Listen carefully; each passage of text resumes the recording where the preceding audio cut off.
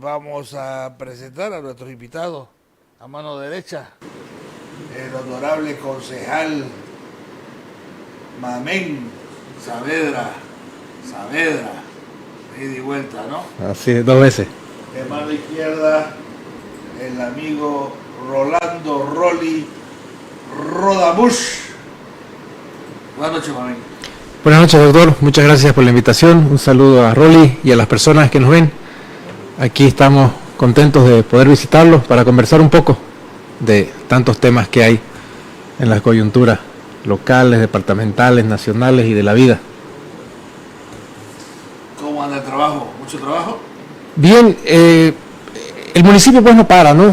Básicamente el tema municipal es un tema del día a día y hay que estar tratando de ayudar en lo que se pueda, tratando de cuidarle la plata a la gente, que es importante, y peleando para que haya transparencia, aunque a veces cueste, pero para eso estamos ahí, pues es nuestra obligación y lo hacemos con gusto.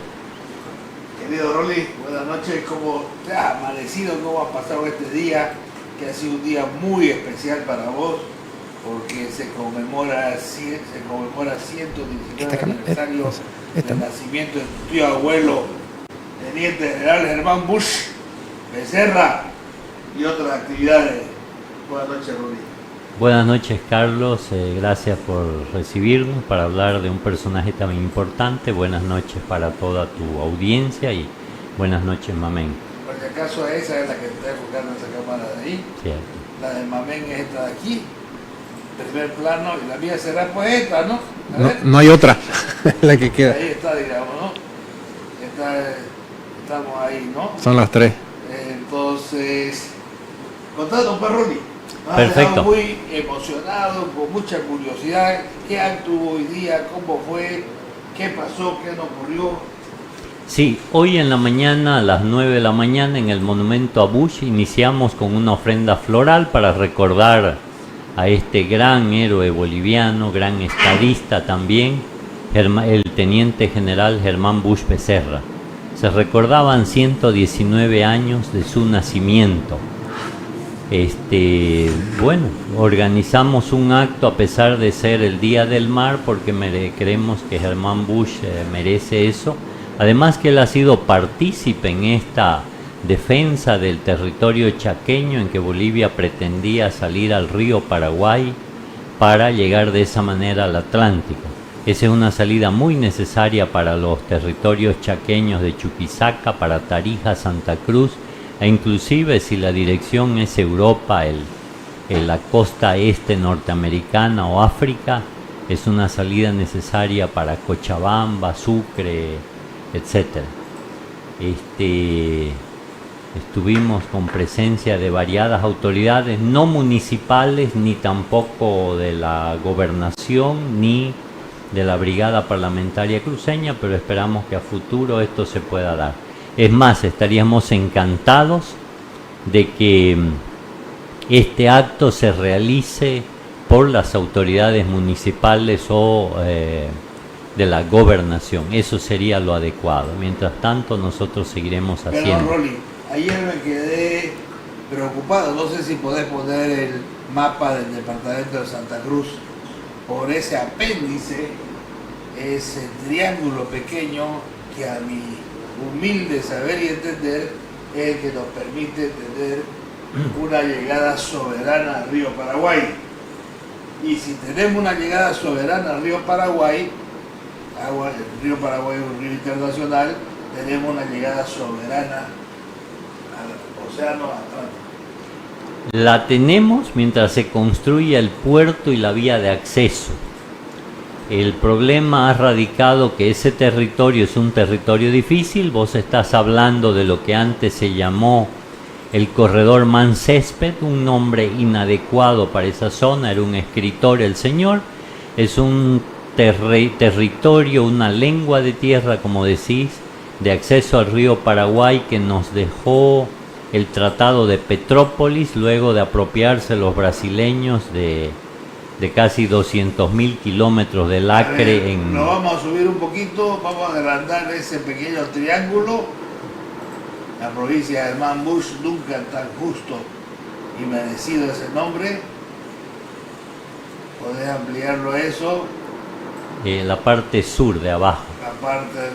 la parte del este a la derecha. ¿No? Sí. Donde dice Germán Ese Bush. triangulito sobre Santa Cruz, donde dice Departamento de Santa Cruz. Ahí Ese. tenemos la Perfecto. tradicional provincia cordillera, que todos nos sentimos ahí identificados, que inclusive llega hasta lo que es Roboré. Así es. Y, contrario a lo que se crea, la Chiquitania, como dice la maestra y profesora Paula Peña, no sé si es Chiquitanía, es Chiquitania, no sé si es Amazonía, se dice Amazonia, usted dice Francia, Alemania, me dice, ¿no? Entonces yo prefiero, si bien es cierto, el diccionario está permitido de las dos formas, ¿no? Yo leí que la mayoría de esas palabras se leían sin acento en la I, como Tanzania, pero existen vamos a otros poner nombres en que sí Tanzania, lleva acento, sí. Tanzania, ¿no? No, pero ahora no recuerdo, hay algunos nombres de regiones que sí llevan acento en la I. Pero es verdad que decimos Chiquitanía y parece que gramaticalmente se debe pronunciar Chiquitania, Amazonia. ¿Y cómo es el único solo concejal? Pero no hay más concejales, ¿no? Pregunta, a ver, yo hago una encuesta, a ver, denme el nombre de los concejales del municipio de Santa Cruz de la Sierra. Amén. Hay otros concejales, ¿verdad que hay 10 más? Ahí, ¿Qué puta hacen, pues? ahí andan. La mayoría son nuevos, ¿no? Y bueno, creemos que quieren hacer las cosas bien, aunque en los últimos tiempos se han generado algunas dudas sobre eso. Porque yo creo que hay una coalición de 10 concejales ahí, ¿no? Contra uno. La concejala La Terraza, A mí me llaman concejales de la comunidad ciudadana y me confunden con mi hermano. Que mi hermano es buen amigo del burgomaestre Johnny Fernández Saucedo. Entonces, entonces me llaman mucho que su pega en el cementerio, que su pega en el matadero, que su ítem por acá. Entonces, para mí, comunidad ciudadana está dentro. El MAS también está dentro. Si no, hay que ver quién preside la comisión de mercado y a quién ha puesto ahí a tráfico y transporte. De pronto, ¿no te sentís muy solo y incomprendido así siendo el único concejal? yo me he acostumbrado, doctora, un poco, si usted quiere ir a veces en contra del sistema, ¿no? Pero cuando uno hace las cosas por convicción, quiere hacerlas bien, la gente le da mucho apoyo, ¿no, Carlos, en la calle? Entonces eso es lo que a uno le da ganas, le da fuerzas para seguir. Y yo todavía tengo esperanza que los colegas puedan reconducir algunas actitudes que han habido. Ellos digan, somos seguidores y hemos hecho acuerdo con la UCS, a mí me tocó el cementerio del Pajonal, al otro le tocaría el cementerio no sé cuánto, a mí me tocó el matadero. Sincerarse, ¿no? Porque hacer democracia pactada no debería ser vergüenza para nadie, ¿no? Si fuera una negociación en función a que la ciudad mejore, pues aplaude, ¿no? Pero claro, cuando hay esas negociaciones que no se conocen, que son oscuras... A mí me llaman por pega, y yo no tengo nada que ver. Yo le digo, ustedes se están confundiendo porque yo creo que debe estar buscando a mi respetable y distinguido hermano, el doctor Juan Walter Subirana Suárez, hermano de padre y madre, a quien yo respeto muchísimo. Pero se equivoca, pues, y me llaman a mí. Y como yo no guardo secretos porque no soy colchón de nadie, si alguien no quiere que su secreto se sepa, no me lo cuente, por favor. Yo no soy colchón de nadie. Yo soy sin filtro. No así, Rolly, ¿cuántos años que nos conocemos, Rolly? Pocos. O sea, de conocernos nos conocemos, de ¿Toda la frecuentarnos, sí, toda la vida de conocernos y poco de frecuentarnos, ¿no? Claro. Ah. Igual que con Pero el Mamén, pueblo ¿no? es chico y sabemos un poco cómo somos.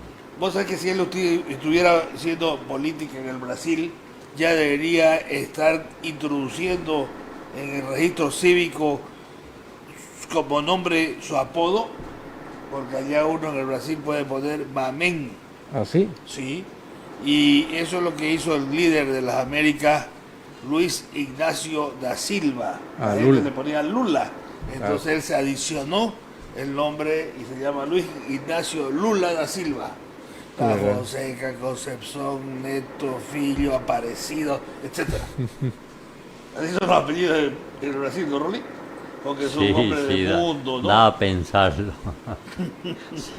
Vos sos un hombre del mundo, has viajado por todos No, lados. no tanto. Sí, viajé antes, ¿no? Ya soy bien estacionado en Santa Cruz. Claro, ahora tenés el 20% de descuento por la ley del adulto mayor en tu pasaje. Vos todavía no has llegado a este momento. No, todavía. Pero Pero estás camino. todos estamos en camino a eso. No hay cómo no salirse del camino. Que nos siga contando, Es Rolly, inevitable. y si Mamé, vos tenés yo algún... no sabía del 20% de descuento, él lo está aprovechando, yo no sabía. Yo cuando era parlamentario aprobé la ley a favor de las personas de la tercera edad, que eran los adultos mayores, y ahora que tengo 60 años no me siento viejo. Deciste vos que no me siento viejo, y yo pienso que el bonosol, la renta de dignidad, el adulto mayor debería ir, como la esperanza de vida debería ir sumando, a lo mejor habría que darle a partir de los 65 o de los 70 años. Sí, porque se ha extendido la esperanza de vida, ¿no? Claro. No se olvide que el 2005, 2006 la esperanza de vida creo que era 59 años, ahora creo que es 70, 69, alguna cosa así, ¿no? En el año 80 y poco, la esperanza de vida en Bolivia creo que era de 36, 37 años. Muy influenciada por las minas. Por las minas y el altiplano. Vos sabés, Mamén, que el minero no llegaba a los 40 años, ¿no? Creo que 35, 34 años. Algo creo. así era, Sí. sí. Muy duro también, ¿no? En condiciones tremendas. No había agua potable como hay ahora por todos lados, no había pues remedio para la tuberculosis, cómo se morían. Claro. Si ahora nomás yo quise salvar a mucha gente de la tuberculosis, pero tenían que ponerse una inyección durante 30 días, y lo más difícil, no beber. Y ahí era donde sucumbían Sí. Qué bárbaro. los Sí. hermanos tuberculosos, carajo. No, complicado. Rolly me visitó en el consejo hace un par de meses, ¿no? Hace un mes. Un mes. Para hablar sobre el tema de transporte interesante. Él tiene una propuesta que puede ayudar mucho al tema del tráfico, ¿no? Y a veces uno cuando va en la calle la piensa y es muy coherente. ¿Quién no le ha pasado alguna vez que se refiere a los semáforos? A hacerlo funcionar bien, a que se estén sincronizados. ¿A quién no le ha pasado que le abre un semáforo en verde y el de la esquina está en rojo? Y después cambia a rojo y el de la otra esquina Y vuelve después a nos rojo. dicen que son semáforos inteligentes, no como fuera si fueran ¿Cómo OPA. sería? Seguiendo contando, Rolly. Te estás riendo, hermano. Ya, Es que así es este programa. ya contar de... Del acto pues, que tuviste Ah, hoy sí. día, fuiste Bueno, al segundo vamos, anillo en la avenida sí, Bush, sí. presentar una ofrenda floral. Fue un acto muy al bonito. teniente general Sí. Germán Bush Becerra por su 119 aniversario de nacimiento. Ya, exceptuando las autoridades del municipio cruceño, de la gobernación y de la brigada parlamentaria cruceña, fueron los bomberos voluntarios, fueron las damas cívicas, extrañamos la presencia de alguien del Comité Pro Santa Cruz, algún representante, y estuvieron la Sociedad de Estudios Geográficos e Históricos como organizadora, la familia Bush, etcétera. Los Erlan, residentes, Erlan Macadía, ¿no? sí, Erlan por parte de la familia, los residentes javiereños, etcétera, nos ayuda en la organización, nos ayudó el año pasado y Pero, este año ¿residentes javiereños el- o concepcioneños? A ver, pongamos de javiereños, porque Germán nació en San Javier. acuerdo. Pero él pasaba clase en Concepción. No, porque él muy temprano, a la edad de 5 años, se separaron sus padres y se fue a vivir a Trinidad. No hay ningún registro de estudios en San Javier. En todo caso, el acto fue muy bonito. Es un acto de gratitud que debemos tener los cruceños hacia un personaje como Germán Bush. ¿Te Yo a acordás veces pienso... profesor militante?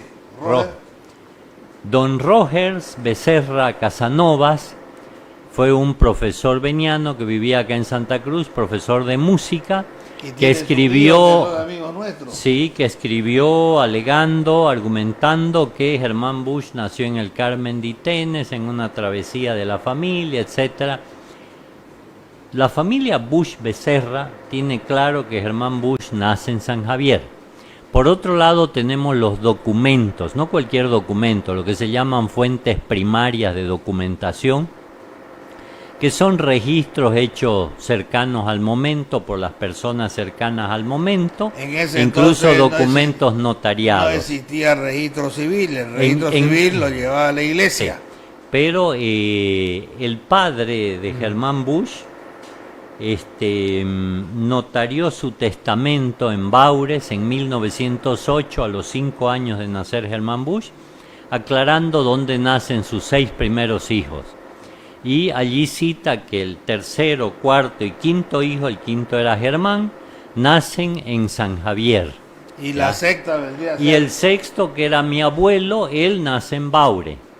Y este testamento se dio en Baure en presencia de notario público y 7 testigos, sellado. El que nació en Baures se casó con una señora, me decía, mestiza. No, él era hijo de Pablo Busch, el padre de Germán, y una mestiza de Baure. Dicen que era nieta del cacique de Baure, Petrona Valdivieso. De hecho, mi abuelo, Carlos Busch Valdivieso, era un moreno grandote, simpático. ¿Y qué ¿Y no te llegó? Nada, no, fallamos. Cama solar, viejo, cama solar. Pues, en todo caso, para la familia y para los documentos primarios, no hay ninguna duda que Germán Busch nace en San Javier. Ahora decía, ¿dónde nace el general Banzer? No sé si en Concepción o San Javier. Allí no lo sé. ¿Y Velasco? El presidente Velasco nace en una propiedad que ya no recuerdo si quedaba en Guarayos, aunque existe otra versión que no fue allí. Que no, porque no cuando recuerdo. uno llega a San Ramón se encuentra con la estatua de los 3 presidentes cruceños. Sí, lo que pasa es que eso fue... A pesar de que era el más bajo, el general Banzer, ahí está como más alto, ¿no? No sé, en su época. no recuerdo. Sí, eso se inauguró en los años 80 y tanto, o a principios del 90, sí, 3 presidentes. Lo que pasa es que esta provincia se fue dividiendo. Por ejemplo, San Javier pertenecía a la provincia... Perdón. ¿Y vos crees que vamos a volver a tener presidente cruceño? Yo creo que sí. ¿Cuándo? El cuándo no sé, pero de que lo vamos a tener, lo vamos a tener. Al final, Santa Cruz cada vez tiene más relevancia a nivel nacional. Santa Cruz está polarizada, los unos contra los otros contra los unos. No, nos vamos y es una cuestión de mordernos, de hacernos daño y perjudicarnos. Yo creo que eso va a acabar. Al final, por un tema simplemente de población, cada vez somos más importantes, ya no ni siquiera hablando del tema económico, de lo que representamos. En Santa Cruz, converge todo el país. Tenemos las comunidades más grandes de paseños, de cochabambinos, de chuquisaqueños del país. O sea, hay más gente de La Paz que en todos los otros departamentos. Pero más gente del interior de Santa Cruz que del resto del país, porque las provincias han vaciado a la ciudad. Totalmente, claro. Antes la proporción de gente en el campo y en la ciudad era a lo inversa. Ahorita creo que en Santa Cruz está cerca del 70% y en las provincias 30% o y 35%. Si pones la gran Santa Cruz, digamos, que incluye los metropolitanos, que incluya Guarne, que incluya Cotoca, que incluya La Guardia, sigue incluir Porongo, es más aún, ¿no? Debe ser más claro. Podemos estar llegando al 80%. Por eso aquí en Santa Cruz se define quién va a ser el gobernador. Sí, claro. ¿Te parece bien eso o manda vos, mamá? Está en función a la población, ¿no? Pero hay muchas necesidades. Si vos fueras candidato. Yo creo que uno cuando presenta un plan para trabajar por el departamento tiene que tratar de ser equilibrado, no darle a las provincias lo que necesitan mucho desarrollo y también a la ciudad. Ahora, la ventaja en la ciudad es que tenemos un gobierno municipal, el más grande, el más rico del país, que también debería ayudar. La gobernación y la alcaldía deberían trabajar juntos, ¿no? el tema de que hayan distanciamientos o no hayan relación, al que más afecta es al ciudadano. Y más o menos como qué hace la gobernación. La gobernación principalmente se enfoca más, bueno, primero los hospitales de tercer nivel, por ejemplo, son tuición de la gobernación, un tema muy importante y sensible, y también es encargada de llevar desarrollo a las provincias como servicios básicos, agua, luz. Entonces tienen bastante trabajo, ¿no? Y en la ciudad es el municipio el que tiene que atender a las principales necesidades que Y hay. hace leyes importantísimas, ¿no? Como el chancho galleta de... Esa es la Asamblea Legislativa Departamental. Es la gobernación, ¿no? Claro, yo creo que todavía la otra ley importante, creo que es declarando patrimonio no sé cuánto, el hipijapa, del sombrero hipijapa, digamos, ¿no? Claro, la Asamblea Departamental todavía yo creo que está en un proceso de encontrar su verdadero rol, ¿no? Y es importante que empiece a funcionar. Es el Parlamento Departamental, es el Parlamento cruceño, y debería tener esa importancia y esa relevancia. Pero es un Parlamento nuevo, creo, ¿no? ¿Cuántos años lleva la Asamblea? ¿10 años? No lo sé. Yo me recuerdo del 93, 94, estaban en huelga aquí el Comité Cívico y Gonzalo Sánchez Lozada, el patrón, dijo, ya con un gobierno malo es mucho, no vamos a hacer 9, 10, dijo, y eliminó el gobierno departamental en la nueva constitución del 94 y puso 9 poderes ejecutivos departamentales. Era del 2003, creo, estaré muy equivocado. 2005, si no me equivoco, por sí, ahí. Sí, puede ser, el 2005. gobierno departamental. Sí, porque tuvo para el retorno nuevamente del gobierno departamental, se tuvo que ayudar sin tener un marco constitucional, porque recién en la constitución del 2009 se recupera el concepto de gobierno departamental. Claro. Carlos, hay algo que me preocupa a mí mucho más que si va a haber un gobernante cruceño o no, que si no es masista van a oponerse en el resto de Bolivia que un cruceño no masista pueda ser presidente. Lo que me preocupa mucho más es lo que estabas mencionando, esta concentración de la población en las ciudades capitales, debido a que la mayor parte de las inversiones se centran allí, la mayor parte de las oportunidades están en las ciudades capitales. Y esto es una pésima política de redistribución y de control de inversiones a nivel del país. De la revolución industrial, Rolly. No, Mirá, pero es que es parte del control y de la planificación. 500 o 1000 zafreros, ahora lo hace una máquina, vos sabés. Sí, no, pero es también parte de la planificación. Por darte una idea, mira, en la época del comunismo en la Unión Soviética, vos no podías irte del campo a establecerte en la ciudad sin algún permiso especial, porque ya se consideraban que las ciudades estaban demasiado pobladas. Pero lo que sí hay que preocuparse para que la gente no emigre y se desespere es crear empresas, fuentes de trabajo y formas de vivir adecuadamente para proveer desde el campo a las ciudades. En este proceso que hemos tenido alrededor de la ciudad de deforestar todo para hacer urbanizaciones, hemos acabado con las lecherías, hemos acabado con las plantaciones de cebolla, de papa, todo tipo de plantaciones alrededor de la ciudad se están yendo no sé dónde, pero esa gente está siendo movida hacia la ciudad buscando de qué vivir. Si yo te dijera que tengo la solución,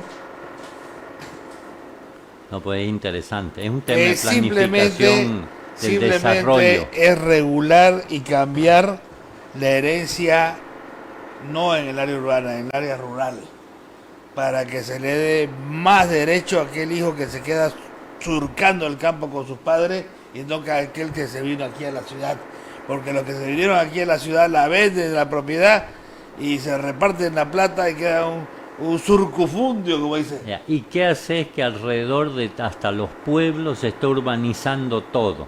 Están desmontando sin medida y sin razón y la gente recibe su platita y busca de irse a la ciudad. Porque un campesino, ¿qué incentivo tiene un campesino de quedarse a trabajar ayudándole a sus padres si aquí en la ciudad va a tener de todo? No tiene de todo. Vienen a hacer círculos de miseria, barrios de miseria acá. Acá el Estado no se ha preocupado de crear fuentes de trabajo. Es una obligación del Estado ayudar a que se creen puestos laborales, a que se cree vivienda, a que se dé salud, educación. Es función prioritaria del Estado. En todo Estado moderno, no solo socialista, capitalista, es parte de las propuestas electorales el ofrecer empleo a la gente. Y eso es un tema de planificación y de desarrollo. A la educación y a una fuente de trabajo con una justa remuneración. ¿Así es, Mamín? Así es. ¿Y qué vamos a hacer? ¿Qué podemos hacer? Elegir bien. ¿Así, no? Cierto.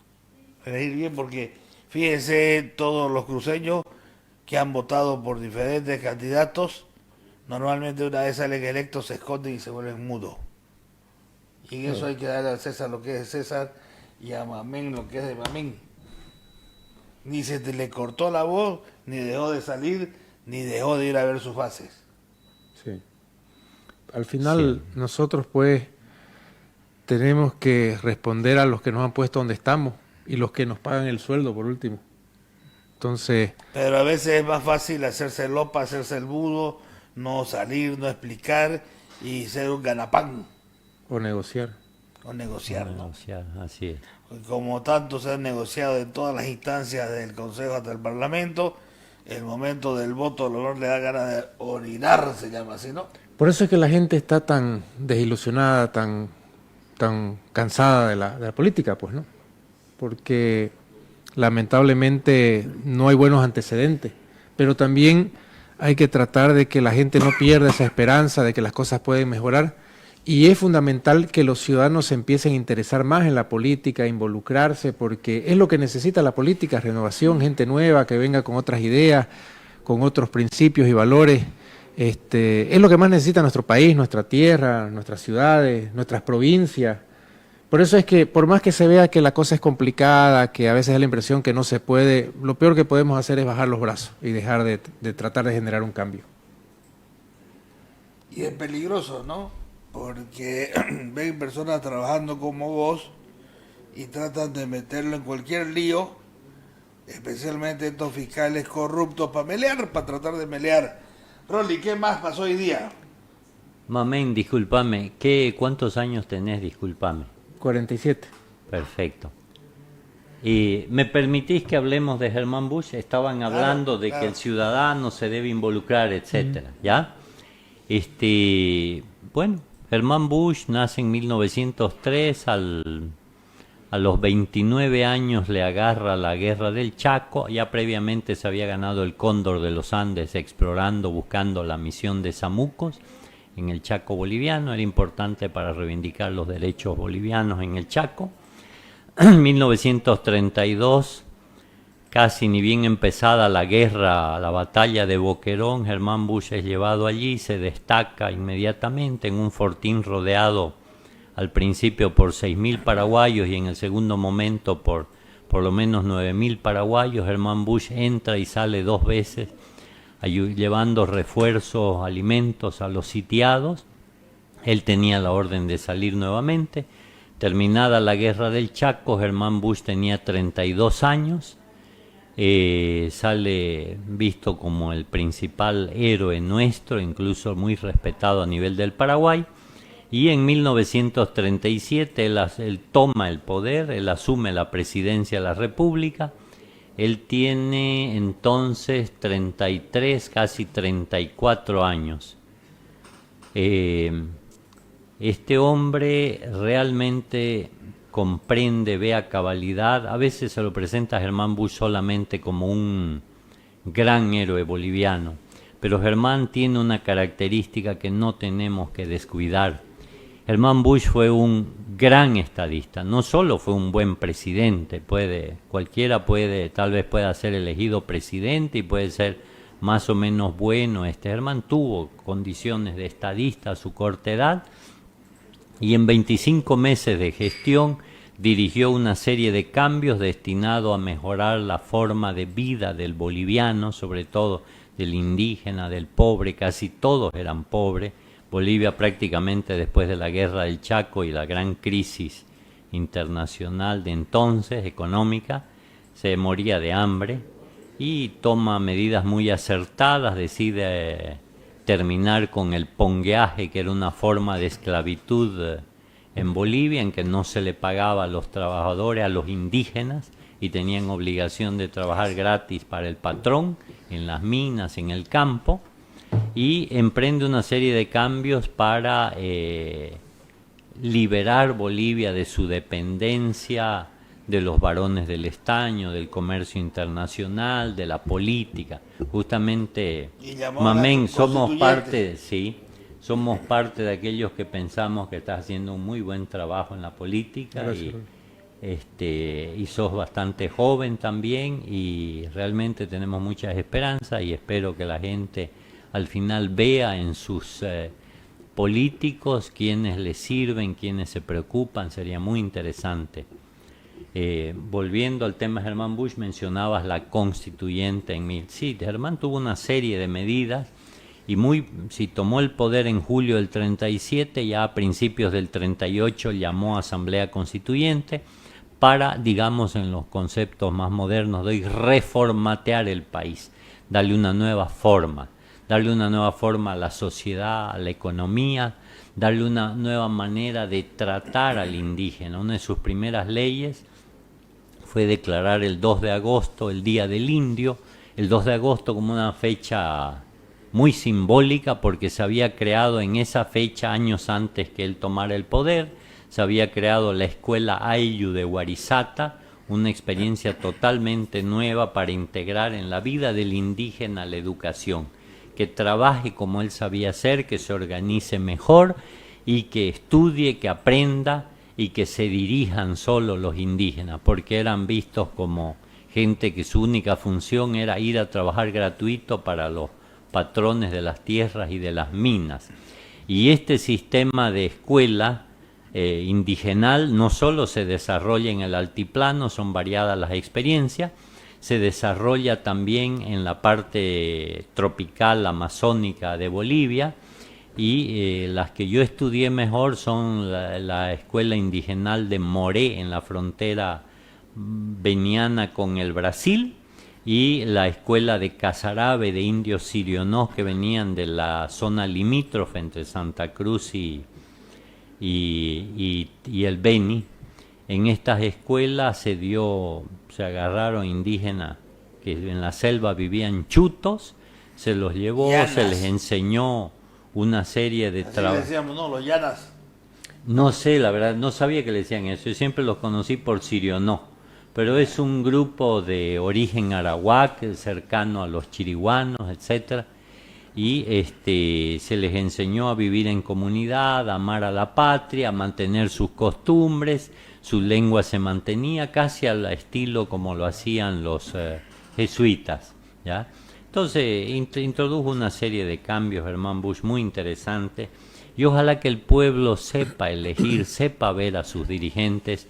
Deseamos mucho que el boliviano no vote solamente por quien le ofrece lo bonito, que vote por quien tiene una trayectoria de trabajo. Germán Bush al inicio fue visto como un camba bruto y todo, y los historiadores de la parte andina de Bolivia hasta no hace mucho lo han querido hacer ver como un hombre de inteligencia media. Hoy que lo leemos más, sabemos que fue un hombre verdaderamente inteligente, que muy rápidamente, a pesar de salir de la guerra, muy rápidamente comprendió las necesidades de Bolivia y de los bolivianos, y emprendió los cambios en consecuencia a toda velocidad. En 25 meses de gestión introdujo cambios que cambió la Bolivia que seguíamos desde 1825 a una de las legislaciones más avanzadas, una de las constituciones más avanzadas. Mira, Rolly, la más avanzada de América en todo caso. Mira, Rolly, ya que somos parientes todos, mi abuelo materno fue constituyente del 38. ¿El nombre? Walter Suárez Landívar. También fue rector estando preso en Curahuara, Carangas, en un campo de concentración de los movimentistas. Pero al margen de eso, yo he visitado en algunas ocasiones al doctor Paz Estensoro en su propiedad de San Luis, y él también fue constituyente, y me comentó el aporte que hacían los constituyentes del Oriente, algunos constituyentes del Oriente, y me comentó todo lo que se avanzó con la constituyente de llamada del presidente Bush. Entonces es indudablemente, yo también tengo, no sé si serán fuentes primarias o secundarias, pero ya les he escuchado. Esa es primaria. Así ¿no? sea oral, es una fuente primaria. Entonces, había algo que no queremos explicar hasta el día de hoy, era la esclavitud, porque sigue habiendo esclavitud en Bolivia, pero en ese entonces había el pongueaje, donde el pongo vivía en una casa peor que el perro, en los establos, y era se vendían las propiedades con hectáreas, con ganado y con pongos también, ¿no? Como si fueran algún tipo de ganado caballar o vacuno. Eso es las grandes transformaciones que empezó con el teniente general Germán Bush, y debemos sentirnos orgullosos de eso, porque no podemos, los cruceños no podemos tolerar más la esclavitud, a pesar de que ahora existe la esclavitud que tiene otra modalidad, como por ejemplo esos guardias de seguridad que trabajan 12 horas al día, 29 días al mes, como esas empleadas de limpieza, de la empresa de limpieza, empleados, o como esos choferes de micro que trabajan hasta 18 horas al día.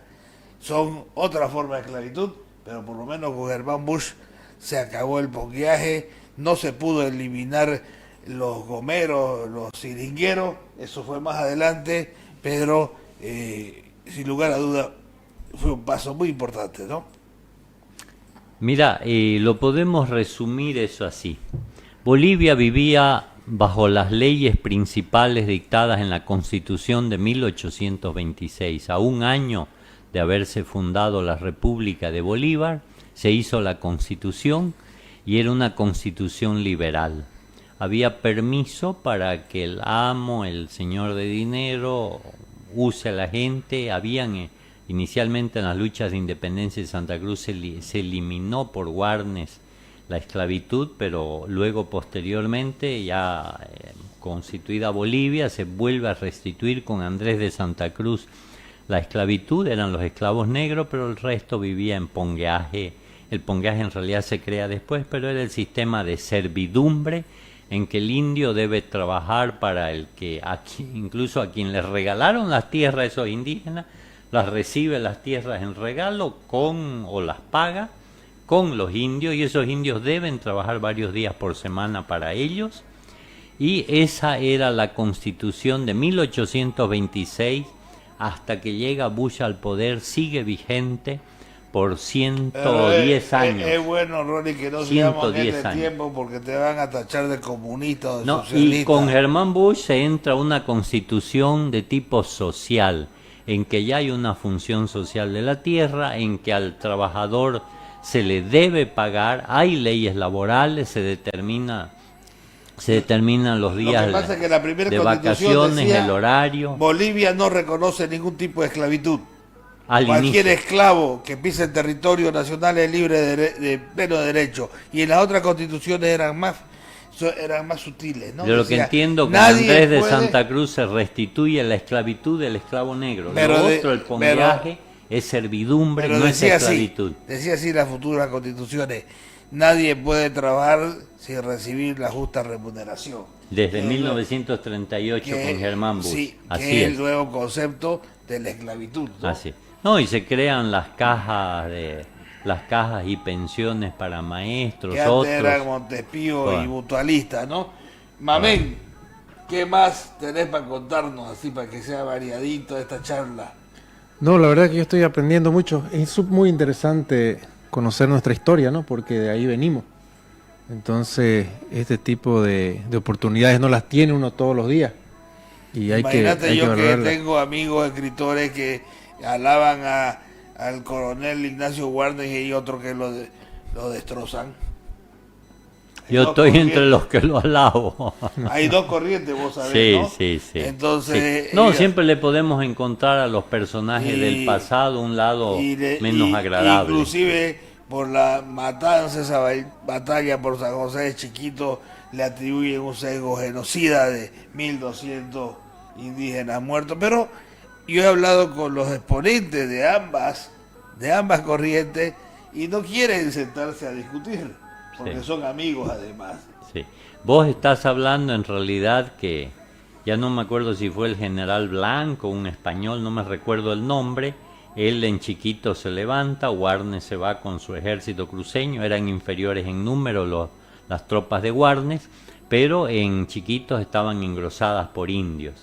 Y en esa batalla, efectivamente, los cruceños y los negros que habían sido emancipados por Ignacio Warnes para combatir en el ejército cruceño, van y matan a todos los Pero indios que yo hablo tuvieron con al nombre frente. y apellido. Sí, sí. Eso lo dice Nino Gandarilla, Sí. pero Ángel Sandoval dice lo contrario. Sí, sí, Para poner nombre sí. y apellido. No, es cierto, o sea, se enfrentaron y habían Cada muchos uno- indios cada del uno lado cuenta- chiquitano, cada uno del cuenta lado su realista, sí, es cierto, o sea, mataron muchos indios, cierto. Esa fue una de las batallas de la independencia, creo que 1815. Creo. Yo por suerte le creo a los dos, digamos, y listo, porque no me puedo poner a discutir con ellos. Claro. Son muy estudiosos. No, y la historia da para eso, da para muchas versiones, el que trabusca encuentra cosas desagradables.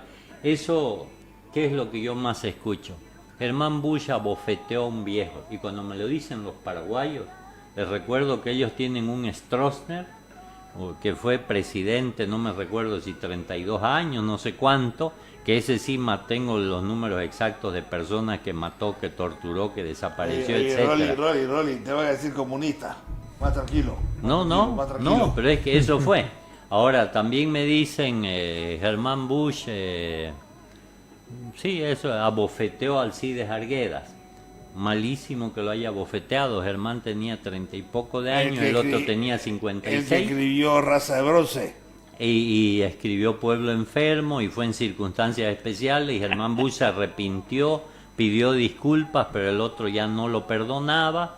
Y bueno, pero cuando me lo dicen paraguayos, yo les recuerdo que ellos tienen a un mariscal, Francisco Solano López, que mandó azotar a su madre y mandó fusilar a su hermano Y a Tristán y mandó Roca. fusilar a Tristán Roca y a miles de paraguayos por ser un paranoico.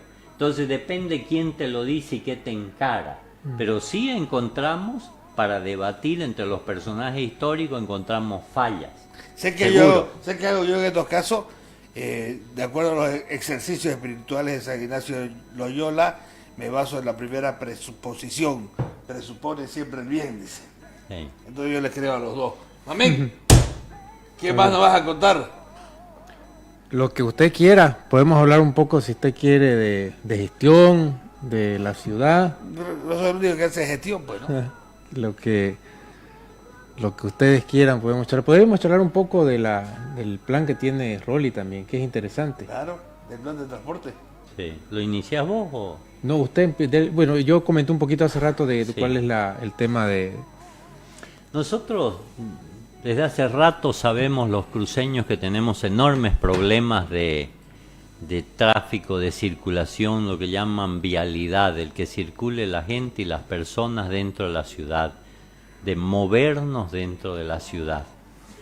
Vemos que hay congestionamiento vehicular, se le atribuyen mucho el congestionamiento a los micreros, a los micros. Para mí el problema es más sencillo en el sentido de que se puede resolver con facilidad. Yo he observado el tema hace más de 10 años, he ido varias veces a 3 gobernaciones municipales, a 3 gobiernos municipales, a decirles yo resuelvo el problema del congestionamiento vehicular en el centro de Santa Cruz, en la Ciudadela, excepto en los mercados, y se resuelve con mucha facilidad. La gente cree que se debe al caos que pueden producir el tráfico de los micros.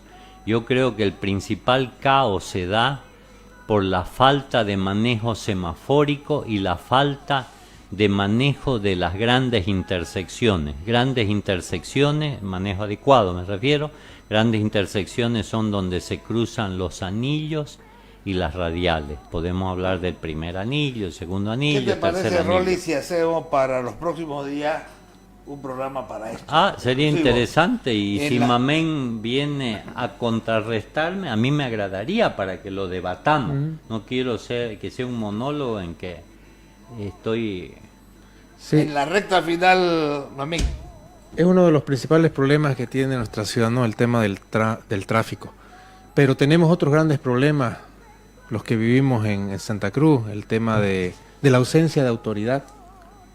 Lamentablemente no hay un gobierno municipal que se preocupe o que se ocupe de ordenar Santa Cruz. Tema de mercados, tema del tráfico, el tema de la basura también en su momento podemos hablarlo al detalle, que es un tema que no es menor, y lo que se pudiera hacer, ¿no? No es, muchas veces para hacer gestión pública no es tan importante la formación, creo que a veces es más importante tener sentido común. Y a veces, por increíble que Y parezca, honestidad, ¿no? fundamental, claro, sin eso no partimos en realidad, porque ahí radica todo, ¿no? El que no es honesto, pues, va a mentir, El que no honesto es pícaro, porque como va a diría sacar, Anita, va a desviar, y ahí las soluciones no van a llegar. Entonces la honestidad es lo primero, Carlos, y creo que por ahí va la cosa. gracias, Mamín. Gracias. Hasta pronto. Gracias por la invitación. Gracias, Rolly. Muchísimas Hasta gracias, pronto. muchas Y vamos a gracias, un Carlos. corte.